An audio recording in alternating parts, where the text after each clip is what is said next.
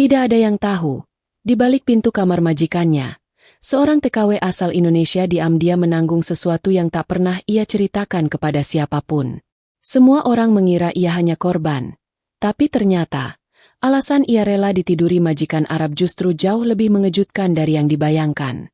Alasan yang bisa membuat satu kampung geger kalau sampai terbongkar. Pagi itu, Bandara Soekarno-Hatta dipenuhi hiruk-pikuk orang yang hendak merantau. Namun langkah seorang wanita bernama Murni, 27 tahun, terasa paling berat di antara semuanya. Ia membawa satu koper kecil, tas selempang lusuh, dan selembar tiket menuju Arab Saudi, tiket yang ia beli dengan penuh air mata dan kebohongan. Di wajahnya, orang akan mengira ia hanya TKW biasa yang hendak mencari nafkah demi keluarga.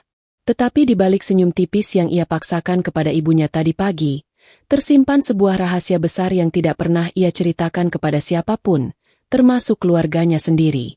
Seminggu sebelum keberangkatan, hidup Murni di kampung sebenarnya baik-baik saja. Orang tuanya masih sanggup menghidupi keluarga. Bahkan ia bekerja sebagai kasir di sebuah minimarket kecil dengan cukup gaji untuk biaya kebutuhan harian. Tidak ada alasan mendesak yang membuatnya harus pergi. Tidak ada sakit, tidak ada bencana, tidak ada hutang keluarga. Namun yang keluarganya tidak pernah tahu adalah, Murni sedang dikejar oleh seseorang yang dulu pernah ia percaya, seseorang yang kini menjadi sumber ketakutannya setiap malam. Orang itu bernama Raka, mantan kekasihnya sendiri. Setelah hubungan mereka berakhir, Raka tiba-tiba berubah menjadi sosok gelap yang dipenuhi dendam. Ia mengancam akan menyebarkan foto-foto pribadi Murni yang pernah ia kirimkan saat masih menjalin hubungan. Namun ancamannya kini tidak berhenti pada aib semata. Raka juga meminta uang banyak. Dan jika Murni menolak, Raka bersumpah akan mendatangi adik Murni yang masih SMA. Kalau kamu tak menurut, aku datangi adikmu. Aku tahu jam pulangnya. Begitu pesan Raka, dingin dan jelas, membuat Murni kehilangan tidur selama berhari-hari. Murni mencoba melawan, mencoba mengancam balik, tetapi Raka memiliki bukti, keberanian, dan kekejaman yang jauh lebih besar dari dirinya. Saat ia melapor ke keluarga, lidahnya terasa keluh. Bagaimana ia harus bercerita? Bagaimana ia harus mengaku bahwa ia pernah melakukan kesalahan yang kini menjadi jerat mematikan? Di depan keluarganya, ia hanya berkata, "Aku ingin merantau, biar bisa bantu ekonomi kita." Ibunya menangis bahagia, mengira Murni sedang berkorban demi keluarga, padahal kenyataannya, Murni sedang melarikan diri. Dan Arab Saudi adalah tujuan yang jauh, mahal, dan paling aman dalam pikirannya. Di sana, ia bisa bekerja keras, mengirim uang, dan membayar tuntutan Raka tanpa membuat keluarganya curiga. Ia bisa bersembunyi, bisa bernapas meski hanya sedikit. Itulah rencananya. Namun begitu pesawat tinggal landas, suasana hatinya bukan lega, melainkan semakin mencekam. Ia tidak tahu siapa majikannya, bagaimana karakter mereka, dan bagaimana nasibnya nanti di negeri orang. Ia hanya tahu satu hal, ia harus bertahan, apapun yang terjadi, demi melindungi adiknya dari ancaman yang lebih menyeramkan daripada apapun yang menantinya di luar negeri. Yang tidak ia tahu adalah, keputusannya kabur ke Arab justru akan membawanya masuk ke dalam cerita yang jauh lebih gelap, lebih rumit, dan lebih mengejutkan daripada ancaman Raka. Setelah penerbangan panjang yang melelahkan, Murni akhirnya tiba di Arab Saudi. Udara panas menyergap begitu ia melangkah keluar dari bandara, seolah mengingatkannya bahwa hidup barunya akan jauh dari kenyamanan. Di antara kerumunan, seorang pria lokal bersorban putih memegang papan nama bertuliskan, Murni House of Al-Khalid. Itu adalah pertanda bahwa perjalanan kedua, dan mungkin yang paling menentukan, baru saja dimulai. Mobil yang menjemputnya melaju melewati bangunan-bangunan megah khas Arab. Semakin jauh mereka berjalan, semakin mewah lingkungan yang mereka lewati. Murni mulai merasa gugup. Ia mendengar cerita dari sesama TKW bahwa rumah majikan mewah seringkali berarti aturan ketat dan pekerjaan tanpa henti. Namun ia tidak pernah menyangka bahwa rumah tujuannya akan semegah itu. Ketika gerbang besi besar terbuka, terlihatlah sebuah hunian raksasa 3 lantai dengan halaman luas dan pilar-pilar tinggi. Rumah keluarga Al-Khalid tampak seperti istana kecil. Hati Murni berdebar lebih cepat. Bukan karena kagum, tapi karena takut. Apa aku bisa bertahan di sini? Batinnya gemetar. Saat memasuki ruang tamu, seorang pria tinggi dengan janggut rapi berdiri menatapnya. Matanya tajam, sorotnya sulit dibaca. Pria itu memperkenalkan diri dengan suara dalam dan tegas. Ana Khalid. Ana Rais Bait HDZ. Aku Khalid. Aku kepala rumah ini. Murni menunduk hormat, berusaha menyembunyikan rasa canggungnya. Namun, ada sesuatu pada cara Khalid menatapnya. Bukan sekadar menilai pekerja baru, tatapan itu lebih dalam, seolah sedang menimbang-nimbang sesuatu yang tidak ia mengerti. Istri Khalid, Madam Rania, muncul beberapa saat kemudian. Cantik, elegan, namun dingin seperti marmer. Ia menyambut Murni dengan formal, tanpa senyum, lalu langsung menjelaskan aturan rumah yang panjang dan ketat. Murni mencatat semua dalam hati. Bangun sebelum subuh, tidak boleh menyentuh barang-barang tertentu, tidak boleh keluar rumah tanpa izin, tidak boleh berbicara kecuali diminta. Semua terdengar biasa, kecuali tatapan Khalid yang sesekali kembali memandangnya dengan perhatian yang membuat tengkuk Murni merinding. Malam pertama, Murni ditempatkan di kamar kecil dekat dapur. Ia duduk di ranjang tipis, memandang langit-langit sambil memikirkan masa depannya. Ia datang untuk kabur dari ancaman di Indonesia, tetapi kini ia merasa sedang memasuki dunia lain yang penuh misteri. Baru saja ia hendak memejamkan mata, pintu kamarnya diketuk keras. Saat dibuka, ternyata itu salah satu asisten rumah tangga lama yang berbisik sambil menatap gelisah. Hati-hati sama Tuan Khalid, dia berbeda. Kata, berbeda. Itu langsung masuk ke dalam dada Murni, membuat napasnya tercekat. Asisten itu tidak menjelaskan lebih banyak, hanya pergi begitu saja seperti orang yang takut ketahuan. Murni kembali duduk di ranjangnya, jantung berdegup tak karuan. Kata-kata itu menghantui pikirannya. Berbeda bagaimana? Apa yang sebenarnya terjadi di rumah ini? Malam itu, Murni belum tahu bahwa tatapan aneh Khalid hanyalah awal dari kenyataan yang jauh lebih kelam. Hari-hari pertama Murni di rumah keluarga Al-Khalid berjalan penuh tekanan. Ia bekerja dari pagi buta sampai larut malam, mengurus cucian, membersihkan lantai marmer yang mengilap, menyiapkan teh untuk tamu, dan mengurus anak-anak Khalid yang manja. Meski tubuhnya letih, ada satu hal yang paling menguras pikirannya, tatapan Tuan Khalid. Tatapan itu tidak pernah hilang. Setiap kali ia lewat, Khalid selalu mengikuti geraknya dengan mata yang dalam, seolah sedang mengamati sesuatu yang hanya ia yang tahu. Suatu sore, ketika Murni sedang menyapu halaman samping, seorang asisten lama mendekatinya. Perempuan itu berbadan kecil, wajahnya tampak lelah, namun matanya menyiratkan sesuatu yang ingin sekali ia sampaikan. Kalau dipanggil ke ruangan Tuan Khalid, jangan sendirian. Bisiknya cepat lalu pergi sebelum Murni sempat bertanya. Kata-kata itu membuat Murni tidak bisa tidur sepanjang malam. Ada firasat buruk yang menggelayuti perasaannya. Namun ia mencoba menenangkan diri. Mungkin ia hanya lelah, atau mungkin asisten itu hanya ingin menakut-nakuti. Sayangnya, firasat itu terbukti benar. Malam berikutnya, ketika semua penghuni rumah sudah tidur, suara ketukan pelan terdengar dari luar pintu kamarnya. Degupan jantung Murni langsung melonjak. Ia membuka pintu sedikit, dan seorang penjaga rumah berdiri di sana dengan ekspresi kaku. Tuan Khalid memanggil. Sekarang. Murni menelan ludah. Telapak tangannya basah. Ia mengikuti penjaga itu melewati lorong panjang menuju ruang kerja besar di lantai 2. Di dalam, Khalid duduk di balik meja kayu gelap. Lampu ruangan redup, menciptakan suasana aneh yang membuat perut Murni mual. Duduk, kata Khalid. Suaranya berat namun tenang. Murni duduk dengan kepala tertunduk. Khalid mengamati wajahnya. Lama, terlalu lama. Aku tahu kenapa kau datang ke negara ini, katanya tiba-tiba. Tubuh Murni langsung membeku. Aku tahu kau sedang dikejar seseorang. Aku tahu ada ancaman kepada keluargamu. Lanjutnya.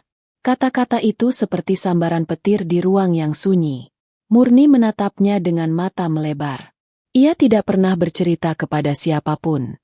Bagaimana Khalid bisa tahu? Kau pikir informasi seperti itu tidak bisa kudapat? Khalid mencondongkan tubuhnya.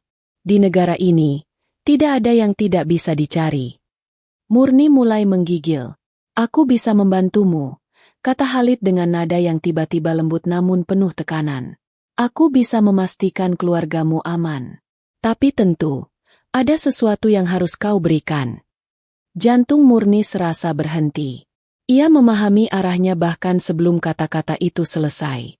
Wanita itu mencoba menggeleng, mencoba berkata tidak, tapi suaranya tercekat.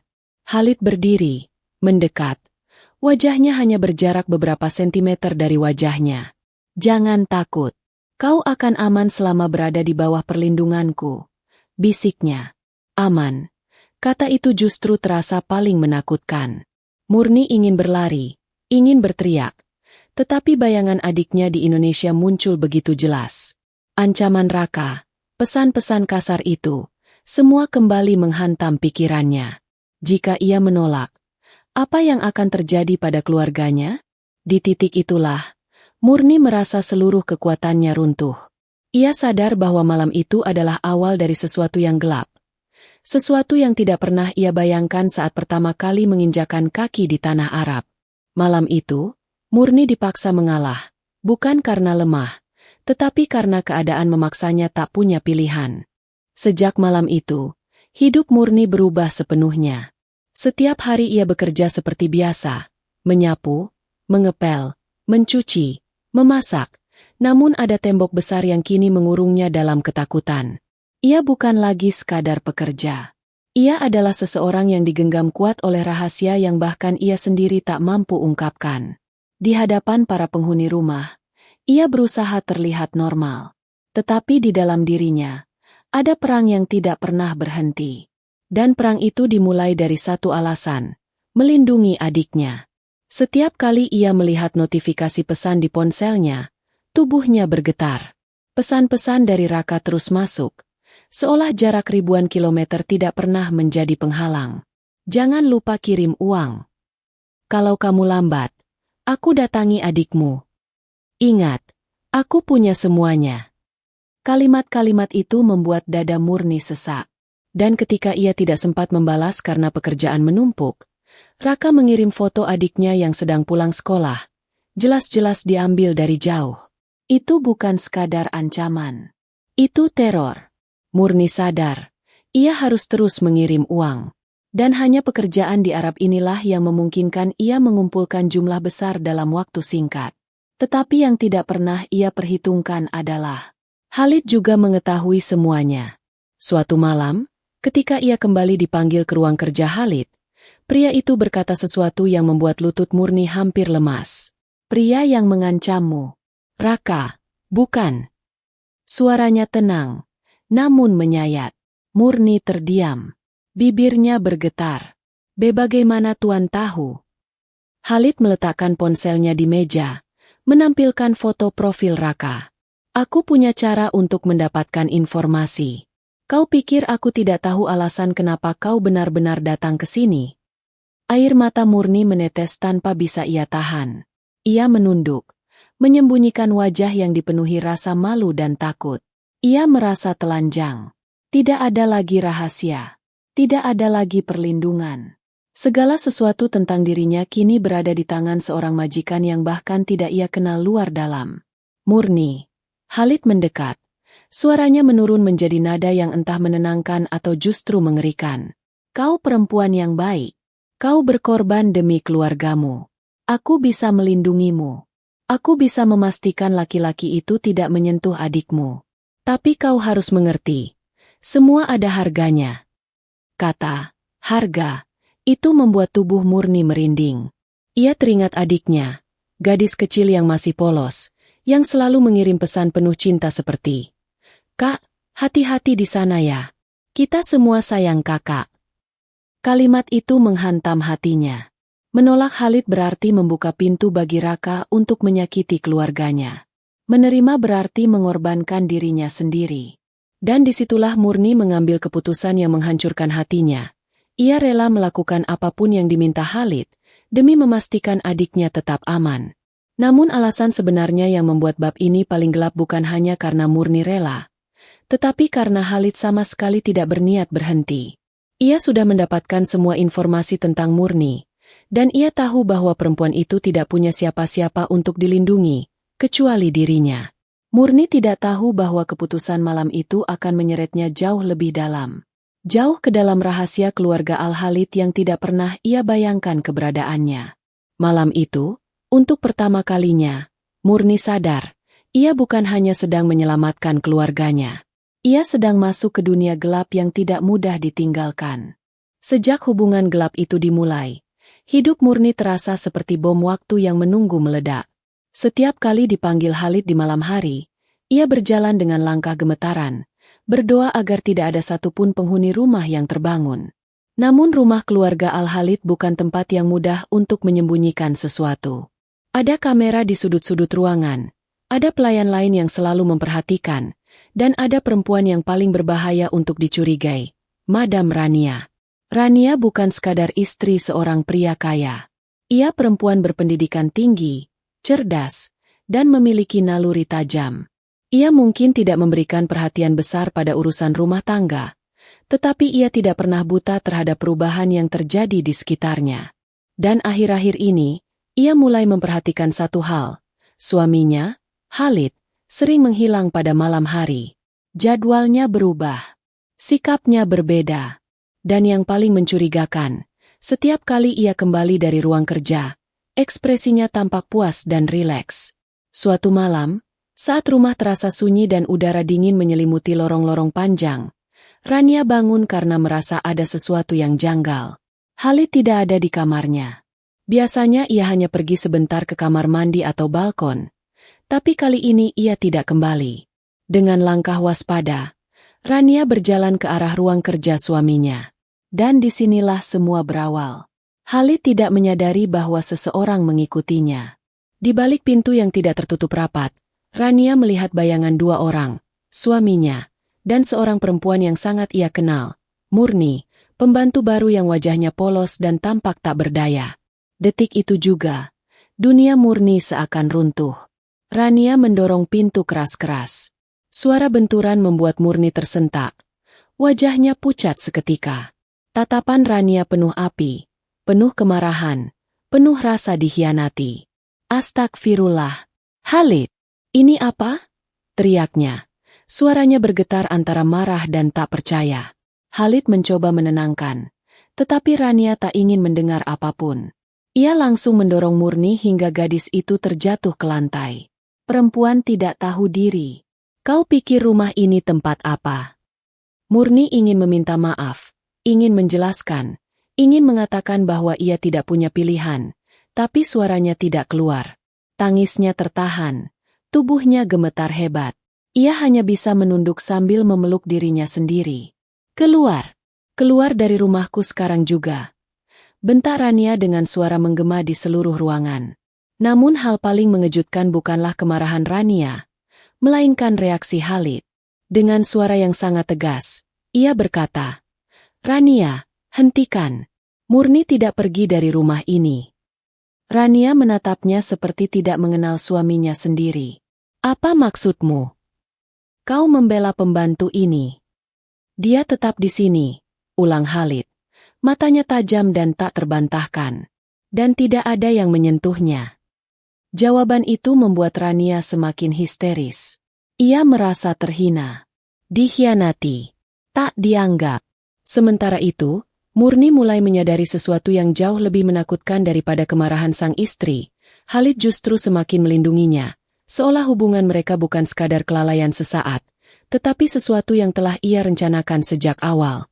Dan malam itu menjadi titik balik, karena sejak terbongkarnya rahasia ini, hidup Murni tidak hanya berada dalam bayang-bayang majikan, tetapi juga dalam amarah seorang istri yang merasa dikhianati. Bahaya kini datang dari dua arah. Sejak kejadian malam itu, suasana rumah keluarga Al-Khalid berubah drastis.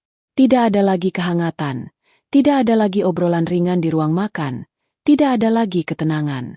Yang ada hanya ketegangan yang menggantung di udara, seolah setiap sudut rumah menyimpan amarah dan rahasia.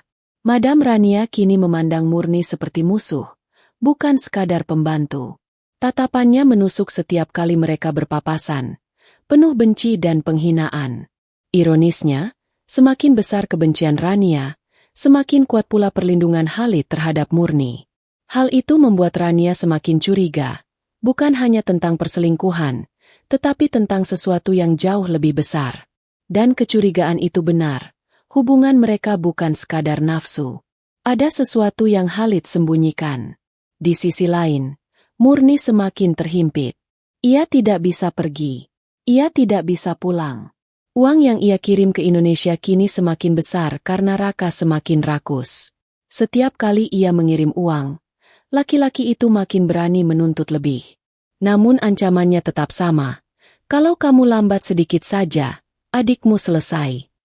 Suatu hari, saat Murni sedang mencuci di halaman belakang, Rania tiba-tiba muncul. Tanpa kata apa-apa, perempuan itu menarik tangan Murni dan menyeretnya ke ruang tamu. Kau pikir aku bodoh? Desisnya. Kau pikir kau satu-satunya perempuan yang pernah berada di rumah ini? Kalimat itu membuat Murni bingung sekaligus takut. Ia tidak mengerti apa yang dimaksud Rania. Namun sebelum ia sempat bertanya, seorang pelayan tua datang. Wajahnya pucat seperti baru melihat hantu. Madam, jangan, katanya pelan. Rania mengabaikannya. Ia menyeret Murni menuju sebuah pintu kayu besar di lantai paling bawah. Pintu yang belum pernah ia lihat dibuka. Pintu itu terkunci, tetapi Rania mengambil kunci dari saku bajunya dengan gerakan cepat. Ketika pintu terbuka, bau lembab menyambut mereka.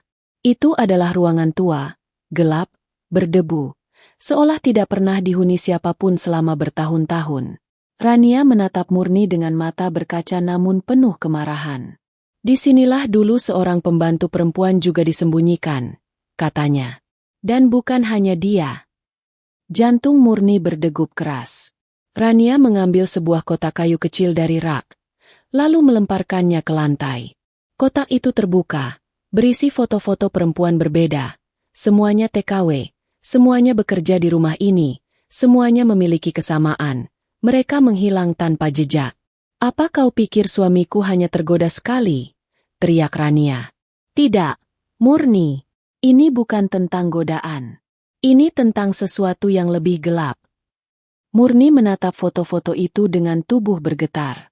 Di salah satu foto, ia melihat seorang perempuan yang matanya penuh ketakutan, seperti sedang memohon untuk diselamatkan.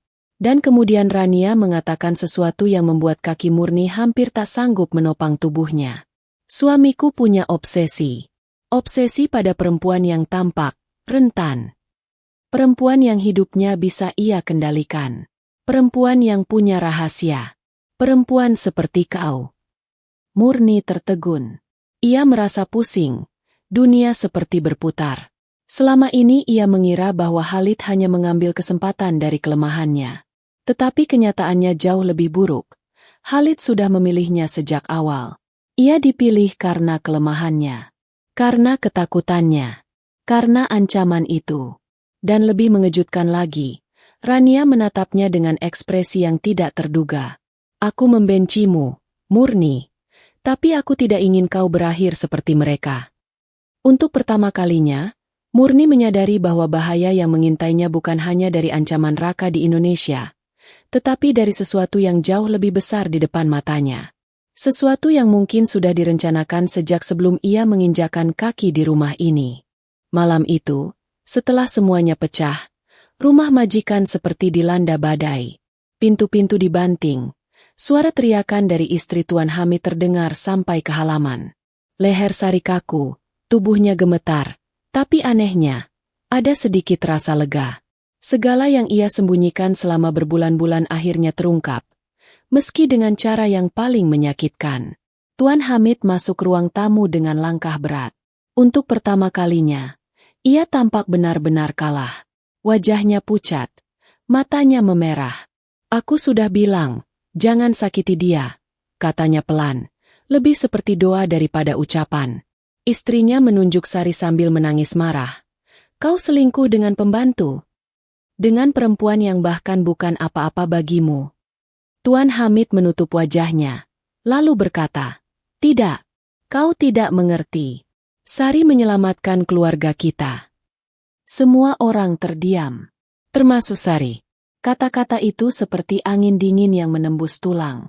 Beberapa bulan sebelumnya, putra sulung keluarga itu, Abdullah, mengalami kecelakaan mobil yang membuat tulang punggungnya hampir patah. Dokter berkata peluang sembuhnya kecil, dan operasi harus dilakukan secepat mungkin. Tapi operasi itu sangat mahal, bahkan bagi keluarga majikan yang sebenarnya cukup berada. Istri Tuan Hamid menolak menjual beberapa aset keluarga yang diberikan orang tuanya. Saudara-saudara Tuan Hamid juga tidak ingin membantu. Di saat itulah, Sari mendengar percakapan mereka secara tidak sengaja. Ia tahu betapa putra kecil itu berarti bagi mereka.